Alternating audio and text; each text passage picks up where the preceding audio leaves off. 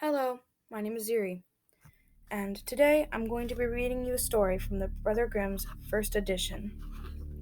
The story I'm going to be reading you today is called The Three Sisters. Now, this story is one of the longer ones, so I'm going to be dividing the story into 3 or 4 different videos. Let's get into it. Once upon a time, there was a rich king who was so rich that he believed his wealth would last forever.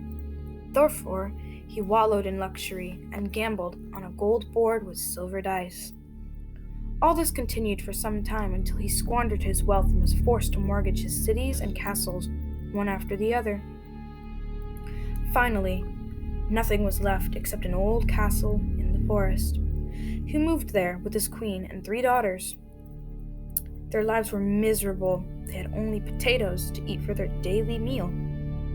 One day, the king decided to go hunting to see if he could perhaps shoot a hare. After filling his pockets full of potatoes, he went off to a nearby forest, and that nobody dared to enter because terrible stories had been told about what one might encounter there, such as bears that ate people, eagles that hacked out eyes, and wolves, lions, and all kinds of cruel beasts. However, the king was not in the least afraid and went straight into the forest. At first, he didn't see anything except huge and mighty trees, and everything was quiet beneath them. After he had walked around for a while, he became hungry and sat down underneath a tree to eat his potatoes. All of a sudden, a bear came out of the thicket, trotting straight towards him, and growled, "How dare you sit under my honey tree? You'll pay for this." The king was horrified and handed the bear his potatoes to appease him, but the bear began to speak and said, "I don't want your potatoes. I'm going to eat you yourself. But if you give me your eldest daughter, you can have yourself. If you do this, I'll give you 100 pounds of gold in the bargain." Since the king was afraid of being eaten, he said, "You shall have her. Just let me go in peace." The bear showed him the way out of the forest and growled after him, "In a week's time, I'll come to fetch my bride." As he went home, the king felt more at ease as he convinced himself that the bear would not be able to crawl through a keyhole. So from then on, everything at the castle was to be shut tight. He ordered all the gates to be locked, the drawbridges to be lifted, and told his daughter not to worry. But just to be on the safe side and to protect his daughter from the bear, he gave her a little room under the pinnacle, high up in the castle. She was to hide there until the week was over. Early on the 7th morning, however, when everyone was still asleep, a splendid coach drawn by 6 horses came driving up to the castle.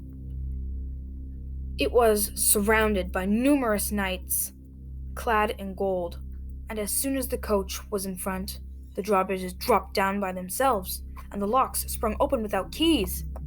The coach drove into the courtyard, and a young, handsome prince stepped out. When the king was wakened by the noise and looked out the window, he saw the prince had already fetched his eldest daughter from the locked room and was lifting her onto the coach. He could just call for her, "Farewell, my maiden dear. I see you're off to wed the bear."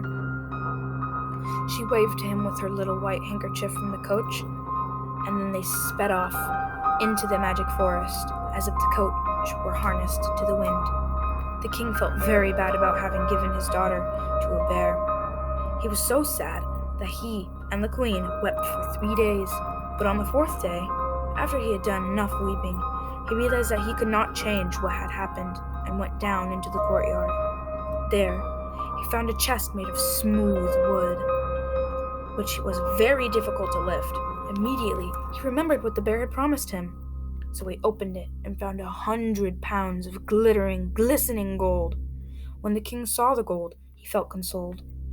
He required his cities and kingdom and began leading his former life of luxury once more. Soon after, he was obligated to mortgage everything all over again, and he retreated to his castle in the forest